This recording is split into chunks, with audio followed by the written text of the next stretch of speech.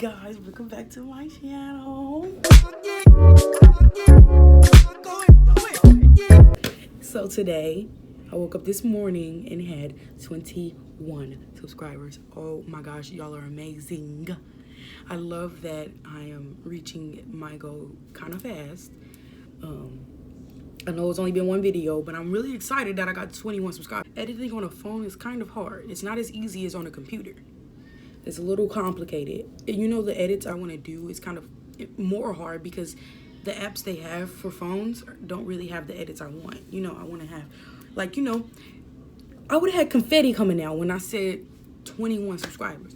I would have put, you know, little funny clips in my video, but I can't do that on a phone. But anyways, thank y'all for 21 subscribers. Thank y'all so much. Welcome to my channel, and let's get lit on here, okay? I'm super excited for today's video. In today's video, I will be explaining pretty much who Nesha is and why I am the way I am, okay? So without further ado, y'all, let's get into the video. In order to understand my depression story, you have to understand what led to my depression and why I was depressed. So growing up, life was pretty good. I can't lie. I didn't have my real dad in my life. My stepdad was my father figure. So it was my stepdad and my mom raising me. It was really good. It was a child's regular life. You know, I was always having fun one way or another, whether it was dancing, singing, outside playing with my friends, or outside playing with my cousins, or with my brother playing the game. It was a normal kid's life. It was really, it was a lot better to me to be a kid then than now, for obvious reasons. But everything changed, unfortunately, September of 2010. In September of 2010, at age 29, my mom had a stroke. A stroke is where the blood flow to your brain is interrupted. And for my mom, she was paralyzed on her whole right side, and she had to relearn to walk and relearn to talk. I know this is my left side, I mean my right. And me being the oldest of four, I kind of matured really fast. I think I remember my grandma telling me, Nesha, you being the oldest, you gotta grow up. You gotta kind of be there for your siblings and there for your mom.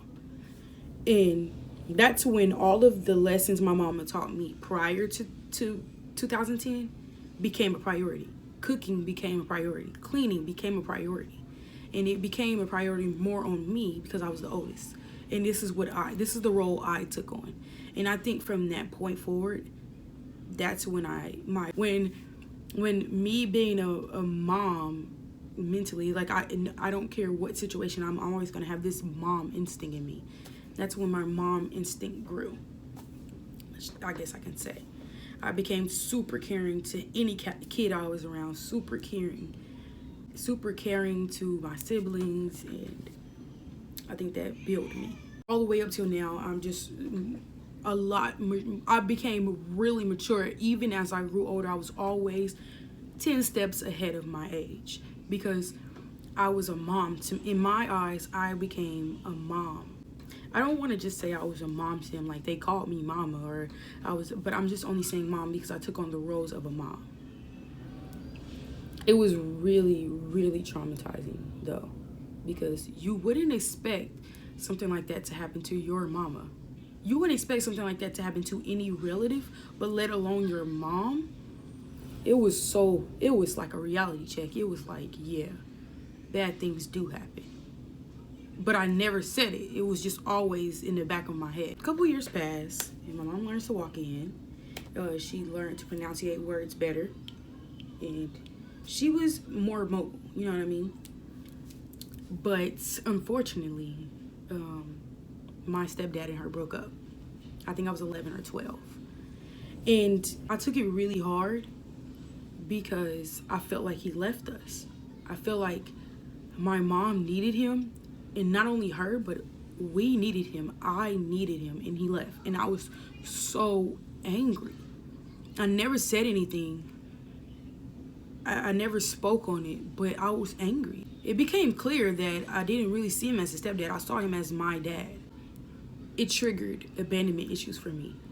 because my stepdad, my real dad already left. My stepdad was part 2. I didn't trust anybody anymore, and I felt like everybody is gonna leave. Everybody is going to leave your life. Let's not get attached. Everybody's going to leave. I'm 12 years old learning this. And I never spoke on those emotions because I never knew how to say it. And honestly, not only was I angry about my stepdad leaving, I was angry that this even happened to my mom. And it was like this strong anger that turned into this deep, deep sadness. Like, why does stuff like this happen? So age 14 rolls around. 13, I was sad, but I wasn't really just as sad as I was 14. I started middle school, and for some reason, it became so much harder to hide emotions. So middle school, like, it kind of hit me like popularity, relationships. It was stuff that I lacked, that it made me begin to hate myself. Like, I would look at other people and compare them to myself and be like, she is beautiful. Why ain't I as beautiful as her? And why can't I get a stable boyfriend? I hated me. It became to the point where I hated waking up. I hated being in this body.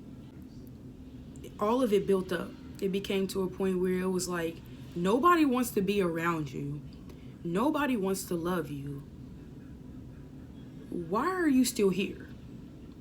It became so hard to get up and go to school. It became so hard to get up and smile and be in there in people's faces trying to be happy. 8th grade year was it for me. I was like, dude, I can't be here. Nobody wants me in their life. I remember little events would happen, little triggering things would happen. It just kept feeding my abandonment issues, kept feeding the thoughts of like, dude, nobody want to be with you. Nobody wants you. I lost sight of any reason to live, and I really did hate me. And I really was like, what's the point of being here, you know? Many things tie into my depression at the time, but you know, I'm at 16 minutes, so the editing on this is going to be crucial, so I have to kind of come to a stopping point. But my lesson here, my first lesson through depression, is to keep growing. That's the main thing. You have to keep going. Y'all's story may not be as deep as mine, or may be deeper, but through it all, I feel like the same lesson at hand is to keep going. I never gave up, and I admire that. And if you're watching this right now and you're feeling depressed, at least you're still going. That is strength itself. Do you know how hard it is to keep breathing and keep going depressed? That stuff is hard. I am so proud of you. And I feel like the main reason I have to be here for people who are depressed is because they're probably not speaking up like I was. I want to be there for those people who don't speak and who needs to hear keep going, who needs to hear this advice I have, because I needed somebody so bad and I didn't have anybody. You know what I mean? Anyways, I have 18, almost 20 minutes of editing to do, so I have to end this here. I will be posting every day from here on out until I reach 100 subscribers. Thank you guys so much for 21 subscribers. Thank y'all for watching. Please subscribe, like, and comment, and please keep on going. If you need to hear this today, keep on going, okay?